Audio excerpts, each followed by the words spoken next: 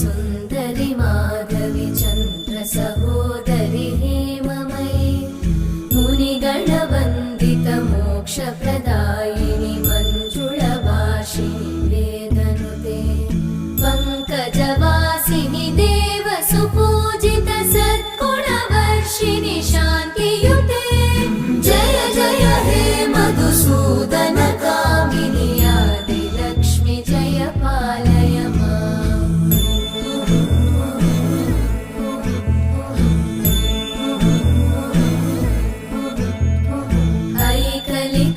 ऐकलिकल्मषनाशिनि कामिनि वैदिक